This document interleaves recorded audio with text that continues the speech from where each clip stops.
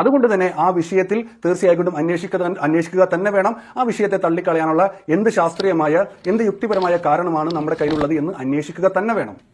ഇപ്പൊ എന്റെ ഈ ചോദ്യത്തെ നിരാകരിക്കണമെങ്കിൽ രണ്ട് രീതിയിൽ നിരാകരിക്കാം. അഥവാ ഞാൻ ചോദിക്കുന്നത്, പ്രവാചകൻ പഠിപ്പിച്ചു തന്ന ഈ ഒരു അറിവുണ്ടല്ലോ, ഈ കാണുന്ന പ്രാപഞ്ചിക പ്രതിഭാസങ്ങൾക്കും ജീവജാലങ്ങൾക്കും മനുഷ്യർക്കും എല്ലാം ഒരു സൃഷ്ടാവുണ്ട് എന്ന് പറഞ്ഞ് പഠിപ്പിക്കുന്ന ഈ ഒരു അറിവ് നമുക്ക് നിരാകരിക്കാൻ സാധിക്കുമായിരുന്നുവെങ്കിൽ, അഥവാ നമ്മൾ ശാസ്ത്രീയമായിട്ട് ഇപ്പൊ കണ്ടെത്തുകയാണ് ഈ കാണുന്ന പ്രാപഞ്ചിക പ്രതിഭാസങ്ങളും ജീവജാലങ്ങളും മനുഷ്യരും എന്നൊക്കെ പറയുന്നത് അതൊക്കെ തനിയെ ഉണ്ടായതാണ് എന്നത് ശാസ്ത്രീയമായി തെളിയിക്കപ്പെട്ട ഒരു വസ്തുതയായിരുന്നുവെങ്കിൽ പ്രവാചകൻ പഠിപ്പിച്ച ഈ ഒരു അറിവിനെ നമുക്ക് നിരാകരിക്കാമായിരുന്നു.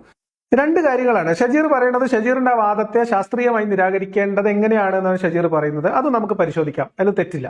ഒന്നാമത്തെ കാര്യം, അത് പരിഗണിക്കേണ്ട കാര്യം തന്നെ ഇല്ല. ഒരാൾ വന്നിട്ട് പറയുന്നു ഈ പ്രപഞ്ചങ്ങൾക്ക് പിന്നിലുള്ള സൃഷ്ടാവുണ്ട്, ആ സൃഷ്ടാവിന്റെ പേര് ഇന്നതാണ്, അയാൾ മാത്രമാണ് എല്ലാ സൃഷ്ടാക്കളെക്കാളും മികച്ച സൃഷ്ടാവ് അയാളാണ്, അതുകൊണ്ട് അയാൾ മാത്രമേ ഉള്ളൂ, അയാളെ മാത്രം ആരാധിച്ചാൽ മതി. ഇത് ഞാൻ നിങ്ങളോട് പറയാൻ കാരണം ഞാൻ അയാളുടെ പ്രവാചകനാണ്, അയാൾ എന്നെ പറഞ്ഞയച്ചതാണ്, അതുകൊണ്ട് നിങ്ങൾ അയാളെ മാത്രം ആരാധിക്കണം, അയാളല്ലാതെ ആരാധിച്ചാൽ നിങ്ങളെ നരകത്തിലിട്ട് പൊരിക്കും, കമ്പിൽ കോർത്ത് ചൂടും എന്നൊക്കെ പറഞ്ഞാൽ അങ്ങനെ വരും.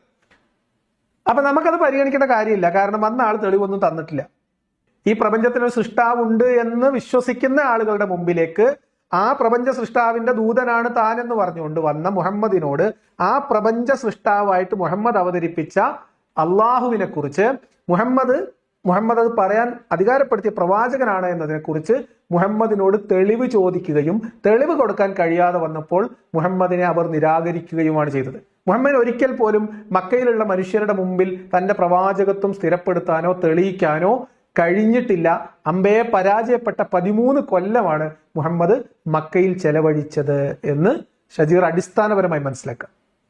രണ്ട് കാര്യങ്ങൾ അവിടെ പ്രസക്തമാണ്. ഒന്ന്, ദൈവവിശ്വാസം ഇല്ലാത്തവരല്ല മുഹമ്മദിനെ നിരാകരിച്ചത്. രണ്ട്, മുഹമ്മദിന് തന്റെ പ്രവാചകത്വം അവിടെ തെളിയിക്കാൻ കഴിയാതെയാണ് മുഹമ്മദ് അവിടെ നിന്ന് പലായനം ചെയ്തു പോകുന്നത്. ഇത്രയും കാര്യങ്ങൾ മനസ്സിലാക്കി വെക്കുക, എന്നിട്ട് ബാക്കി കാര്യങ്ങളിലേക്ക് നമുക്ക് കടക്കാം. ഷജീർ പറയുന്നത് അനുസരിച്ച് മുഹമ്മദിന് പറഞ്ഞ പ്രാപഞ്ചിക പ്രതിഭാസവുമായി ബന്ധപ്പെട്ട സൃഷ്ടാവിന്റെ അല്ലെങ്കിൽ ഈ പ്രപഞ്ചോൽപത്തിയെ കുറിച്ചുള്ള രഹസ്യങ്ങളുടെ അവസാനം ചുരുളും അഴിഞ്ഞ് അത് ശാസ്ത്രീയമായി തെളിയിക്കപ്പെട്ടാൽ നമുക്ക് വേണമെങ്കിൽ മുഹമ്മദ് പറഞ്ഞ ദൈവത്തെ നിരാകരിക്കാം. അതുവരെ നമുക്കത് അംഗീകരിച്ചേ പറ്റുള്ളൂ എന്നുള്ളതാണ്. അതൊരു വികലവാദമാണ്. അപ്പൊ അങ്ങനെ കിട്ടിയിട്ട് മതി നിരാകരിക്കുക. അതുവരെ മുഹമ്മദ് നബി പറഞ്ഞത് വിശ്വസിക്കുക, അതുവരെ മുഹമ്മദ് നബി പറഞ്ഞതിനൊന്ന് തെളിവ് ചോദിക്കാതിരിക്കുക എന്നതാണ് ഷജീറിന്റെ യുക്തിയെങ്കിൽ നമ്മൾ ആ യുക്തിയെ, ഷജീറിന്റെ അവകാശങ്ങളെ നമ്മൾ നിഷേധിക്കുന്നില്ല. കാരണം പ്രവാചകൻ പഠിപ്പിക്കുന്ന സൃഷ്ടാവിന്റെ അസ്തിത്വം എന്ന് പറയുന്നത് ഈ കാണുന്ന പ്രാപഞ്ചിക പ്രതിഭാസങ്ങളെല്ലാം സൃഷ്ടിച്ച സൃഷ്ടാവായിട്ടാണ് പഠിപ്പിക്കുന്നത്. അപ്പോൾ ഈ കാണുന്ന പ്രാപഞ്ചിക പ്രതിഭാസങ്ങളും ജീവജാലങ്ങളും മനുഷ്യരും ഒക്കെ തനിയെ ഉണ്ടായതാണ് എന്ന് ശാസ്ത്രീയമായി തെളിയിക്കപ്പെട്ടതാണ് എങ്കിൽ ആ തെളിവ് നമ്മൾ മുന്നോട്ട് വെച്ച് കഴിഞ്ഞാൽ പ്രവാചകന്റെ ആ വാദം അവിടെ ഇല്ലാതായി മാറുകയല്ലേ. ഇപ്പൊ പ്രാപഞ്ചിക പ്രതിഭാസങ്ങളുമായി ബന്ധപ്പെട്ട് ഖുർആനിലൂടെ അല്ലെങ്കിൽ അള്ളാഹുവിൽ നിന്നുള്ളത് എന്ന തരത്തിൽ മുഹമ്മദ് നമ്മളോട് പഠിപ്പിച്ചു തന്നിട്ടുള്ള ഏതെങ്കിലും വിവരങ്ങൾ ശാസ്ത്രീയമായിട്ട് തെറ്റാണ് എന്ന് തെളിഞ്ഞാൽ മുഹമ്മദ് നബി പറഞ്ഞതൊക്കെ തീരും എന്നാണ് ഷജീറിന്റെ വാദം. ഞാൻ പറഞ്ഞതല്ല, ഷജീർ ഇപ്പൊ പറഞ്ഞത്. ഞാൻ അതിലേക്ക് പരത്തിയൊന്നും പറയുന്നില്ല. ഒരൊറ്റ ഖുർആൻ വചനം മാത്രം ഷജീറിന്റെ മുൻപിൽ വെക്കുകയാണ്. ഒരൊറ്റ ഖുർആൻ വചനം. കൂടുതലുണ്ട്, ഇഷ്ടംപോലെ ഉണ്ട്, ആവശ്യത്തിൽ കൂടുതലുണ്ട്. ഒരൊറ്റ ഖുർആൻ വചനം മാത്രം ഞാനിപ്പോ ഷജീറിന്റെ മുന്നിലേക്ക് തരാം. ഈ മഹാപ്രപഞ്ചത്തെ സൃഷ്ടിക്കുകയും പരിപാലിക്കുകയും എല്ലാം സംവിധാനിക്കുകയും ചെയ്ത് അത് ഞാനാണ് ചെയ്തത് എന്ന് നാട്ടുകാരെ ബോധ്യപ്പെടുത്താൻ വേണ്ടി തെളിവൊന്നും കൊടുക്കാതെ ഒരാളെ പറഞ്ഞയക്കുകയും ചെയ്തതിന് ശേഷം അതുമായി ബന്ധപ്പെട്ട ആ പ്രപഞ്ചവുമായി ബന്ധപ്പെട്ട അള്ളാഹു ജിബ്രീൽ വഴി മുഹമ്മദ് നബിക്ക് അയച്ചു കൊടുത്ത ഖുർആനിൽ നിന്നുള്ള ഒരു ഭാഗമാണ് നിങ്ങൾ കാണുന്നത്. 31-ാമത്തെ അധ്യായത്തിലെ 10-ാമത്തെ വചനമാണ്. അള്ളാഹുവിന്റെ അസ്തിത്വത്തിന്, അള്ളാഹുവിന്റെ കഴിവിന് തെളിവായിട്ട് അള്ളാഹ് മനുഷ്യരോട് അവരോട് കണ്ണു തുറന്നു നോക്കാൻ വേണ്ടി പറയുന്ന ഒരു പ്രാപഞ്ചിക പ്രതിഭാസം. നിങ്ങൾക്ക് കാണാവുന്ന തൂണുകളൊന്നും കൂടാതെ ആകാശങ്ങളെ അവൻ സൃഷ്ടിച്ചിരിക്കുന്നു. ആകാശങ്ങളെ അവൻ സൃഷ്ടിച്ച് സംവിധാനിച്ചിരിക്കുന്നു. എങ്ങനെ? തൂണുകളില്ലാതെ അള്ളാഹു ആകാശത്തെ ഉയർത്തി നിർത്തിയത് നിങ്ങൾ കാണുന്നില്ലേ മനുഷ്യരെ? എന്നിട്ടും നിങ്ങൾക്ക് അള്ളാഹുവിനെ വിശ്വസിക്കാൻ കഴിയുന്നില്ലേ എന്നാണ് ചോദ്യം. അടുത്തെന്താ? ഭൂമി നിങ്ങളെയും കൊണ്ട് ഇളകാതിരിക്കുവാനായി അതിലവൻ ഉറച്ച പർവ്വതങ്ങൾ സ്ഥാപിക്കുകയും ചെയ്തിരിക്കുന്നു. പ്രാപഞ്ചിക പ്രതിഭാസങ്ങളെ കുറിച്ചുള്ള ഇതിന്റെ സൃഷ്ടികർത്താവും നിയന്താവുമായിട്ടുള്ള അള്ളാഹുവിൽ നിന്ന് വന്നതായിട്ടുള്ള അറിവ്. ഈ അറിവ് ശാസ്ത്രീയമായിട്ട് പരിശോധിച്ചാൽ ആകാശം എന്ന് പറയുന്നത് വെറും മായയാണെന്നും അത് മനുഷ്യരെ എങ്ങനെയാണ് ഇപ്പൊ ഖുർആൻ വചനം എന്ന് പറയാം. നിങ്ങൾ ആകാശത്തേക്ക് നോക്കൂ, നിങ്ങൾ അവിടെ ഒരു തൂണുകളില്ലാതെ ഉയർത്തി നിർത്തിയ ഒരു വിധാനം കാണുന്നില്ലേ? എന്നാൽ വാസ്തവത്തിൽ അങ്ങനെയൊന്നും അവിടെ ഒന്നില്ല. നിങ്ങൾക്കത് നിങ്ങളുടെ കണ്ണിന്റെ തോന്നൽ മാത്രമാണ്, അല്ലെങ്കിൽ നിങ്ങൾക്കത് വെറുതെ ഒരു ഇല്യൂഷനാണ് എന്നാണ് ഈ ഖുർആൻ വചനത്തിൽ പറഞ്ഞിരുന്നതെങ്കിൽ ഷജീർ പറഞ്ഞ കാര്യം നമുക്ക് പരിഗണിക്കാമായിരുന്നു. അതിന് പകരം അള്ളാഹ് പറയുന്നത് തൂണുകളൊന്നും കൂടാതെ ആകാശത്തെ, അതും നമ്മൾക്ക് കാണാൻ പറ്റാത്ത തൂണ് അതിനുണ്ട് എന്നൊരു വ്യംഗ്യാർത്ഥം കൂടി ഖുർആൻ വചനത്തിലുണ്ട്. നിങ്ങളുടെ കണ്ണിന് കാണാൻ കഴിയാത്ത തരം തൂണുകളിൽ, അല്ലെങ്കിൽ കണ്ണിന് കാണാൻ കഴിയുന്ന തൂണുകളൊന്നും ഇല്ലാതെ ആകാശം ഉയർത്തി നിർത്തിയത് നിങ്ങൾ വിധാനിച്ചത് നിങ്ങൾ കാണുന്നില്ലേ എന്ന് ചോദിച്ചാൽ എന്താ ഷജീർ അർത്ഥം? രണ്ടർത്ഥമുള്ളൂ. ഒന്ന്, അള്ളാഹ് തൂണുകളില്ലാതെ ആകാശം ഉയർത്തി നിർത്തിയിട്ടുണ്ട്, അവിടെ ഇങ്ങനെ വിരിച്ചിട്ടിട്ടുണ്ട്. അല്ലെങ്കിൽ അതിന് തൂണുണ്ട്, പക്ഷെ നമുക്ക് കാണുന്ന തൂണുകളല്ല. ആകാശം എന്ന ഒരു മനുഷ്യന്റെ കാഴ്ചയെ, ആ ഒരു ഇല്യൂഷനെ, എന്താ പറയുക, അതിന്റെ സൃഷ്ടികർത്താവ്, അതിന്റെ സൃഷ്ടി വൈഭവവും ചാതുര്യവും അള്ളാഹു അങ്ങോട്ട് സ്വയം ഏറ്റെടുക്കുകയാണ് ഖുർആനിലൂടെ. മാത്രമല്ല, ഭൂമി ഇങ്ങനെ ഇളകാതിരിക്കണ എന്തുകൊണ്ടാ? ഭൂമി വെള്ളത്തിലാണ്, വെള്ളത്തിൽ വിധാനിച്ചു വെച്ചിരിക്കുകയാണ്. ആ വിധാനിച്ചു വെച്ചിരിക്കുന്നത് ഇളകാതിരിക്കാൻ പർവ്വതങ്ങളെ ആണിയാക്കി ഉറപ്പിച്ച് നിർത്തിയിട്ടുണ്ട്, വിരിച്ചിട്ടിട്ടുണ്ട്, പരത്തിയിട്ടുണ്ട്, പല പരിപാടിയും ചെയ്തിട്ടുണ്ട് ഖുർആൻ. അപ്പൊ ഈ രണ്ട് പ്രാപഞ്ചിക പ്രതിഭാസങ്ങൾ പോട്ടെ, ആകാശം മാത്രം പരിഗണിച്ചിട്ട് ഷജീർ എങ്ങനെയാണ് ഇതിനെ സ്വീകരിച്ചത്, ഈ ഖുർആൻ വചനത്തെ എങ്ങനെയാണ് സ്വീകരിച്ചത് എന്ന് ഒന്ന് പറഞ്ഞു തന്നാൽ വലിയ ഉപകാരമായിരിക്കും. ഇനി ആകാശത്തിന് സ്വർഗം എന്ന അർത്ഥം കൊടുക്കുന്ന പുതിയ പരിപാടി വന്നിട്ടുണ്ട്, അതുമായിട്ട് ഷജീർ പോവാ, അപ്പൊ അതിനുള്ള മറുപടി പറയാം. അപ്പൊ ഇത്രയും ഭാഗം ഓക്കെ അല്ലേ ഷജീറെ? ഇനി അദ്ദേഹം പറയുന്നത് എനിക്കൊരു ദൈവത്തെ തള്ളിക്കളയേണ്ട കാര്യമില്ല എന്നാ പറയുന്നത്. അദ്ദേഹത്തിന്റെ പ്രശ്നം എന്ന് പറയുന്നത് ഈ പറയുന്ന സൃഷ്ടാവുമായി ബന്ധപ്പെട്ട അസ്തിത്വത്തിൽ അദ്ദേഹത്തിന് അത് തള്ളിക്കളയേണ്ട കാര്യമൊന്നുമില്ല. പക്ഷെ അദ്ദേഹത്തിന്റെ പ്രശ്നം ഈ സൃഷ്ടാവിന്റെ പ്രവാചകനാണോ മുഹമ്മദ് നബി എന്നതിലാണ് അദ്ദേഹത്തിന്റെ പ്രശ്നം.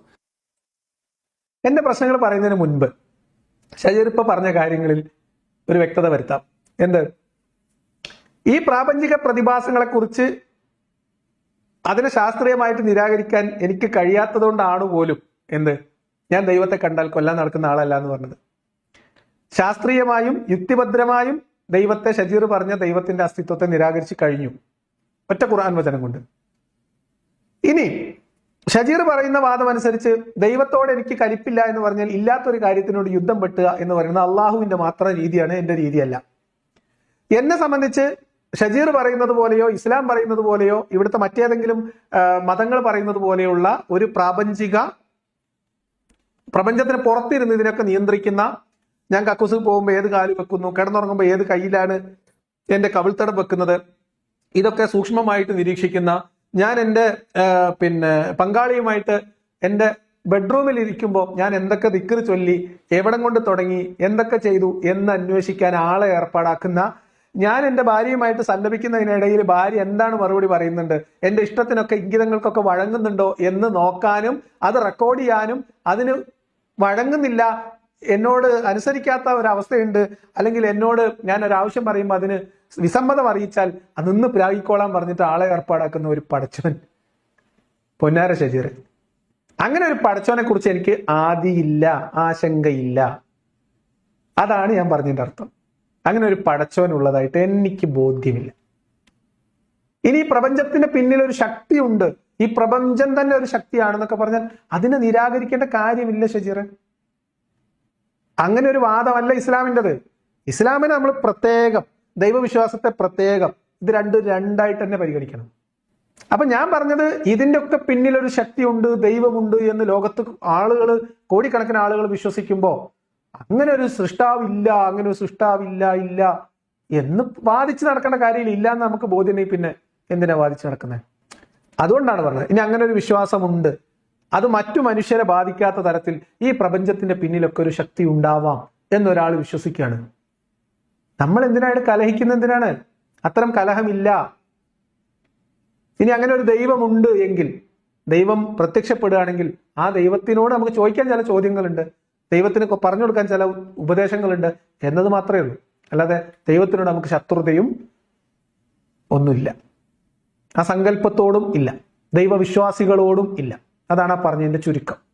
അപ്പൊ ദൈവത്തോട് കലഹമില്ല, ദൈവവിശ്വാസികളോടും കലഹമില്ല എന്നാണ് ഞാൻ പറഞ്ഞതിന്റെ ചുരുക്കം. എന്തായാലും ഷജീർ അവിടെ പിടിച്ച് മുന്നോട്ട് പോകുമ്പോൾ ബാക്കി എന്താ വരുന്നത് നമുക്ക് കേൾക്കാം. അഥവാ മുഹമ്മദ് നബിയുടെ ജീവിതം എടുത്തു കാണിച്ചുകൊണ്ട് അദ്ദേഹത്തിന് 5 മണിക്കൂറുള്ള ആ ഒരു അവതരണത്തിൽ അതാണ് ഏറ്റവും കൂടുതൽ വന്നിട്ടുള്ളത്, മുഹമ്മദ് നബി ചെയ്ത യുദ്ധങ്ങൾ അല്ലെങ്കിൽ അത്തരം കാര്യങ്ങൾ. അപ്പോൾ അത്തരം കാര്യങ്ങൾ ഒരു പ്രവാചകന് ചേർന്നതാണോ? അല്ലെങ്കിൽ ഈ പറയുന്ന മഹാസൃഷ്ടാവിന്റെ ഒരു ദൈവദൂതൻ, ആ ദൈവദൂതന്റെ ക്വാളിറ്റീസ് ഒക്കെ ഈ പറയുന്ന മുഹമ്മദ് നബിയിൽ ഉണ്ടോ എന്നതാണ് അദ്ദേഹത്തിന്റെ പ്രശ്നം. മറ്റൊരു പ്രശ്നം എന്ന് പറയുന്നത് ഈ പറയുന്ന മുഹമ്മദ് നബി പഠിപ്പിച്ചു തരുന്ന ആ ഒരു സൃഷ്ടാവുണ്ടല്ലോ, ആ സൃഷ്ടാവിന്റെ സ്വഭാവങ്ങൾ, ഗുണവിശേഷങ്ങളൊക്കെ ഈ പറയുന്ന മഹാപ്രപഞ്ചത്തിന്റെ സൃഷ്ടാവിന് ചേർന്ന ഗുണവിശേഷങ്ങളാണോ? ഇതാണ് അദ്ദേഹത്തിന്റെ പ്രശ്നം. ഷജീർ തന്നെ ഞാൻ പറയുന്ന കാര്യങ്ങൾ കൂടുതൽ വിശദീകരിക്കുന്നുണ്ട്. അതായത് ഇത്തരം ചില കാര്യങ്ങളൊക്കെ പരിഗണിച്ചിട്ട് യുക്തിഭദ്രമായും ശാസ്ത്രീയമായും ആണ് ഞാൻ ഇസ്ലാമിനെ നിരാകരിക്കുന്നത്. ഇതാണ് പറഞ്ഞു വന്നതിന്റെ ചുരുക്കം. അതന്നെയാണ് എന്റെ പ്രശ്നം. മുഹമ്മദ് എന്ന് പറയുന്നത് ദൈവത്തിന്റെ, ഒരു ദൈവം എന്ന് മനുഷ്യർ വിശ്വസിക്കുന്ന, സങ്കല്പിക്കുന്ന ഒരു ശക്തിയെക്കുറിച്ചുള്ള മനുഷ്യന്റെ പൊതുവിലുള്ള ധാരണക്കും സങ്കല്പത്തിനും പോലും യോജിക്കാത്ത, അങ്ങനെ ഒരു ശക്തി ഉണ്ടെന്നുള്ള വാദമോ അങ്ങനെ ഒരു വിശ്വാസമോ ഇല്ലാത്ത ഒരാളാണ് ഞാൻ. ഇനി അങ്ങനെ വിശ്വസിക്കുന്ന മനുഷ്യരുടെ ദൈവത്തെക്കുറിച്ചുള്ള സങ്കല്പത്തിനും ധാരണക്കും അതിനോടെങ്കിലും പൊരുത്തപ്പെടുന്നതാണോ മുഹമ്മദ് മുന്നോട്ട് വെക്കുന്ന ദൈവസങ്കല്പവും മുഹമ്മദിന്റെ ചെയ്തികളും മുഹമ്മദിന്റെ പ്രവൃത്തിയും നിയമവും മുഹമ്മദ് ഉണ്ടാക്കിയിട്ടുള്ള മതവും അതിലെ നിയമങ്ങളും ഒക്കെ ദൈവികമായ അംശം കലർന്നതാണോ എന്ന് നമ്മൾ പരിശോധിക്കും. മുഹമ്മദ് അവകാശപ്പെടുന്നത് പോലെ ഈ പ്രപഞ്ചത്തിന് ശക്തി ഉണ്ടെങ്കിൽ ആ ശക്തി നിർണയിച്ച അല്ലെങ്കിൽ നിയോഗിച്ച ഒരു ദൂതനാണ് മുഹമ്മദ് എന്നതിന് വല്ല തെളിവുണ്ടോ? അതൊക്കെ എന്റെ പ്രശ്നമാണ്. അതാണ് പരിശോധിക്കാൻ ഷജീറിന്റെ കൂടെ ഞാൻ കൂടാം എന്ന് പറഞ്ഞത്. പക്ഷെ ഷജീർ ഇത്ര നേരം അത് പറഞ്ഞിട്ടില്ല എന്നുള്ളത് ശ്രദ്ധേയമാണ്. പിന്നീട് ഈ പ്രവാചകൻ പറയുകയാണ്, ഞാൻ ആ സൃഷ്ടാവിന്റെ ദൂതനാണ് എന്ന് പറയുമ്പോൾ തീർച്ചയായിട്ടും ആ റിസാലത്ത് നമ്മൾ അന്വേഷിക്കേണ്ടതാണ്. അതോടൊപ്പം തന്നെ ആ സൃഷ്ടാവിന്റെ ഗുണവിശേഷങ്ങൾ എന്ന് പറഞ്ഞുകൊണ്ട് നമ്മളോട് പലതും പറഞ്ഞു തരുമ്പോൾ ആ ഗുണവിശേഷങ്ങൾ എന്ന് പറയുന്നത് ഈ മഹാപ്രപഞ്ചത്തെ, ഈ മഹാ ഗാലക്സികളെ, ഈ മഹാസംവിധാനങ്ങളെ എല്ലാം ഒരുക്കി ആ മഹാശക്തിക്ക് ചേർന്ന ഗുണവിശേഷങ്ങളാണോ ഈ പ്രവാചകൻ പഠിപ്പിക്കുന്നത് എന്നതും നമ്മൾ അന്വേഷിക്കേണ്ടതാണ്. തീർച്ചയായിട്ടും ഈ 2-3 കാര്യങ്ങൾ അന്വേഷിച്ചാൽ മതി.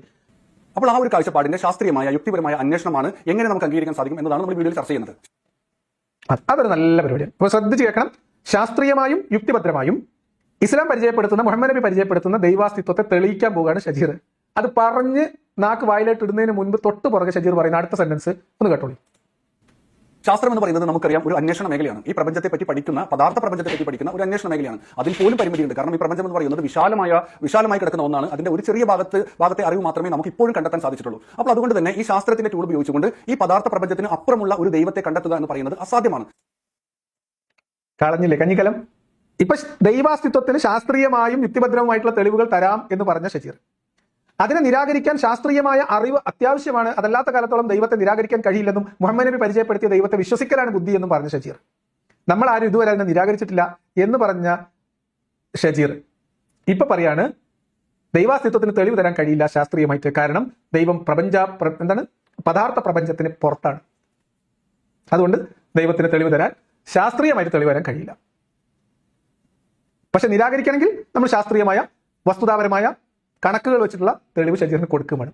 ഇല്ലെങ്കിൽ മുഹമ്മദ് നബി പറഞ്ഞത് അപ്പാടെ വീഴില്ലണം. അല്ലാത്ത കുരുക്കനാണ് ഷജീർ ഇത്. കാരണം ഒരു സൃഷ്ടാവ് എന്ന് പറയുന്നത്, ദൈവം എന്ന് പറയുന്നത് ഈ പദാർത്ഥ പ്രപഞ്ചത്തെ സൃഷ്ടിച്ച സൃഷ്ടാവാണ്. അഥവാ ഈ പദാർത്ഥ പ്രപഞ്ചത്തിന് പുറത്തുള്ള ഒരു ശക്തിയാണ്. അതുകൊണ്ട് തന്നെ നമ്മുടെ ശാസ്ത്രത്തിന്റെ ടൂൾ ഉപയോഗിച്ചുകൊണ്ട് ആ സൃഷ്ടാവിനെ കണ്ടെത്തുക എന്ന് പറയുന്നത് അസാധ്യമാണ്. അതാണ് അതിന്റെ കാരണം കേട്ടോ. അപ്പൊ നിരാകരിക്കണമെങ്കിൽ ശാസ്ത്രീയമായിട്ട് പറ്റും, സ്ഥാപിക്കണമെങ്കിൽ ശാസ്ത്രീയമായിട്ടുള്ള രീതിയിൽ പറ്റില്ല. കാരണം ദൈവം പ്രപഞ്ചത്തിന് പുറത്തല്ലേ എന്നാണ്. അപ്പൊ നിരാകരിക്കണമെങ്കിലോ? അപ്പൊ ദൈവത്തെ അകത്തോട്ട് വരുമോ? എന്തോ പോട്ടെ, നമ്മൾ അതിനൊന്നും വെറുതെ ചുറ്റി തിരിയണ്ട. ഷജീർ തന്നെ എന്താണ് പറയുന്നത് ഷജീർ 1-2 ആവർത്തി കേൾക്കണം എന്നാണ് ഷജീറിനോട് പറയുന്നത്. എന്നാൽ നമുക്ക് സാധ്യമായ ഒരു കാര്യമുണ്ട്. ആ സൃഷ്ടാവിന്റെ സൃഷ്ടി വൈഭവങ്ങളായ ഇവിടുത്തെ പദാർത്ഥ പ്രപഞ്ചത്തെയും പ്രപഞ്ചത്തിനകത്തുള്ള ഈ സംവിധാനങ്ങളെയും ഒക്കെ പഠനവിധേയമാക്കിക്കൊണ്ട് നമ്മുടെ യുക്തി ഉപയോഗിച്ചുകൊണ്ട് ആ സൃഷ്ടാവിന്റെ അസ്തിത്വത്തെ നമുക്ക് തിരിച്ചറിയാൻ സാധിക്കും. ഷജീറിനോട് തുടക്കം മുതൽ ഞാൻ പറയുന്ന കാര്യം, എന്റെ വിഷയം അതല്ല. ഇസ്ലാം നിരാകരിക്കാനും ഇസ്ലാമിനെ വിമർശിക്കാനും ദൈവത്തിന്റെ അസ്തിത്വമോ അസ്ഥികൂടമോ അല്ല എന്റെ പ്രശ്നം. അത് ഞാൻ വളരെ ക്ലിയർ ആയിട്ട് പറഞ്ഞതാണ്. അത് ഷജീറിന് അറിവുള്ളതാണ്. എങ്കിലും ഷജീർ പറഞ്ഞിരുന്ന 2 കാര്യങ്ങളുണ്ട് പ്രധാനപ്പെട്ടത്. ഒന്ന്, ദൈവാസ്തിത്വം അത് നമ്മളൊരു ചർച്ചയ്ക്ക് എടുക്കുന്നില്ല. ഇനിയിപ്പോൾ ഒരു വാദത്തിന് വേണ്ടി ഇതിന്റെ പിന്നിൽ ഒരു ശക്തി ഉണ്ട് എന്ന് തന്നെ സങ്കല്പിച്ചു നോക്കാം. ഇസ്ലാമിന്റെ മുമ്പിൽ പ്രധാനപ്പെട്ട 2 കടമ്പകളുണ്ട്. ഒന്ന്, ആ ശക്തി മുഹമ്മദ് എന്ന് പറയുന്ന ഒരാളെ പ്രവാചകനായി നിയോഗിച്ചിട്ടുണ്ട്. ആ ശക്തി ഈ പറയപ്പെടുന്ന അള്ളാഹുവാണ്. ആ ശക്തി ഇങ്ങനെ മുഹമ്മദിലൂടെ ഇസ്ലാം എന്ന് പറയുന്ന ഒരു മതത്തെ ഇവിടെ സ്ഥാപിച്ചിട്ടുണ്ട്. ഇത്രയും കാര്യങ്ങൾ തെളിയിക്കണം. അതിനാകെ വേണ്ടത് മുഹമ്മദിന്റെ പ്രവാചകത്വം തെളിയിച്ചാൽ മതി. അത്രയും ചെയ്താൽ മതി. ഏറ്റവും ചുരുങ്ങിയത് ദൈവവിശ്വാസമുള്ളവർ, പ്രപഞ്ചത്തിന്റെ പിന്നിൽ ഒരു ശക്തിയുണ്ട്, ഒരു ദൈവമുണ്ട് എന്ന് വിശ്വസിക്കുന്ന ജനങ്ങൾക്കെങ്കിലും ഇസ്ലാമിനോടുള്ള വിയോജിപ്പ് മാറിക്കിട്ടാൻ അത് ധാരാളമാണ്. ദൈവത്തെ നിഷേധിക്കുന്നവരും ദൈവത്തെ മൈൻഡ് ചെയ്യാത്തവരായിട്ടുള്ള ആൾക്കാരെ വിട്ടുള്ളൂ. അതുകൊണ്ട് ഞാൻ തുടക്കം മുതൽ വിളിക്കുന്നത്, ഷജീറിനോട് ആവശ്യപ്പെടുന്നത്, മുഹമ്മദിന്റെ പ്രവാചകത്വം തെളിയിക്കാം. ഇസ്ലാം മുന്നോട്ട് വെക്കുന്ന ദൈവം സാമാന്യമായി ജനങ്ങൾക്ക്, ദൈവവിശ്വാസികൾക്ക് ദൈവത്തെക്കുറിച്ചുള്ള സങ്കല്പങ്ങളുമായി അത് പൊരുത്തപ്പെടുന്നുണ്ടോ?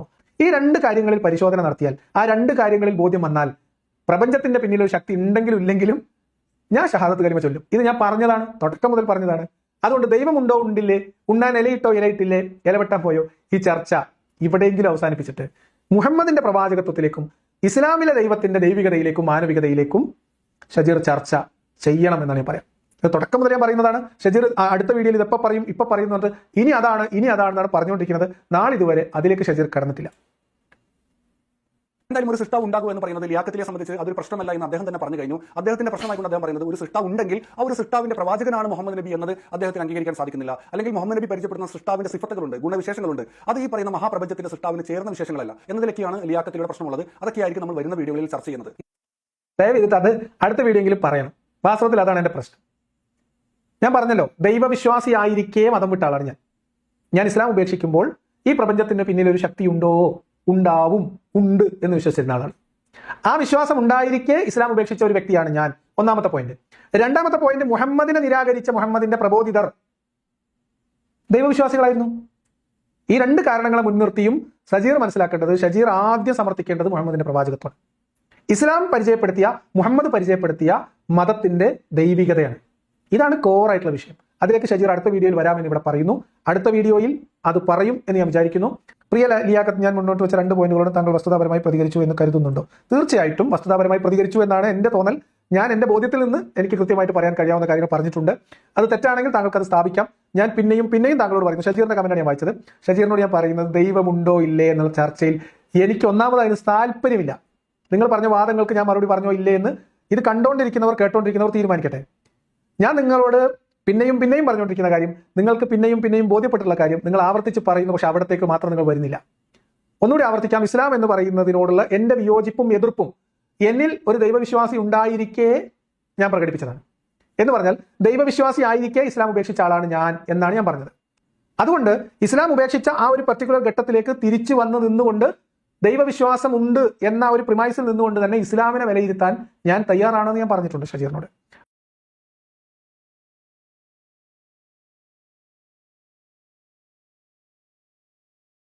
ആദ്യമേ ഒരു ക്ഷമ ചോദിക്കട്ടെ. ഇത്തരത്തിൽ വെല്ലുവിളിക്കുകയും ആ വെല്ലുവിളി ഏറ്റെടുത്തു കഴിഞ്ഞാൽ സമ്മാനം തരാം എന്നൊക്കെ പറയുന്നത് ഒട്ടും നിലവാരമില്ലാത്ത വർത്തമാനമാണ് എന്ന് എനിക്കറിയാം. ക്ഷമിക്കണം കേട്ടോ. ലിയാഖത്തിൽ ഈ വെല്ലുവിളി ഏറ്റെടുത്തു കഴിഞ്ഞാൽ നിങ്ങൾക്ക് ലഭിക്കാൻ പോകുന്നത് നിരവധി സമ്മാനങ്ങളാണ്. എന്തായാലും തുടക്കം തന്നെ അദ്ദേഹം ഒരു കളവ് പറയുന്നുണ്ട്. അത് പറയുന്നത് മനുഷ്യനെ സൃഷ്ടിച്ചിട്ടുള്ളത് കളിമണ്ണ് കുഴച്ചിങ്ങനെ മനുഷ്യനെ ഉണ്ടാക്കി എന്നാണ് അദ്ദേഹം പറയുന്നത്. അഥവാ ഖുർആനെ പരിഹസിക്കുകയാണ്. ഖുർആൻ അങ്ങനെ പറയുന്നുണ്ട് അത്രേ. എന്തായാലും ഞാൻ അദ്ദേഹത്തോട് വെല്ലുവിളിക്കുകയാണ്, ഖുർആനിൽ അത്തരം ഒരു വാചകം കാണിച്ചു തന്നാൽ എന്തായിരിക്കും? അഥവാ കളിമണ്ണ് കുഴച്ച് മനുഷ്യനെ ഉണ്ടാക്കി എന്ന ഒരു വാചകം കാണിച്ചു തന്നാൽ, എന്നാൽ സാധാരണ എന്തായിരിക്കും സമ്മാനം പുള്ളിയുടെ അടുത്ത് കിട്ടുക? കളിമണ്ണ് കുഴച്ച്, നോട്ട് ദ പോയിന്റ്, കളിമണ്ണ് കുഴച്ച് മനുഷ്യനെ ഉണ്ടാക്കി എന്ന് താങ്കൾ പറഞ്ഞതുപോലെ ഖുർആനിൽ കാണിച്ചു തന്നാൽ പുള്ളിയുടെ അടുത്ത് ഒരു 10,000 രൂപ 10,000 രൂപ ഞാൻ താങ്കൾക്ക് സമ്മാനമായി കൊണ്ട് തരാം.